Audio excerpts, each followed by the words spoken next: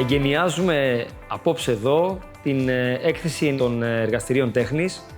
Μια έκθεση που σηματοδοτεί το τέλος ακόμα μιας χρονιάς. Έχουν τη δυνατότητα εδώ στα εργαστήρια τέχνης δεκάδες συμπολίτες μας να ξετυλίγουν το ταλέντο τους στην ζωγραφική, στη φωτογραφία, στη γλυπτική και να παρουσιάζουν σήμερα τη δουλειά που έχει γίνει όλη την προηγούμενη χρονιά.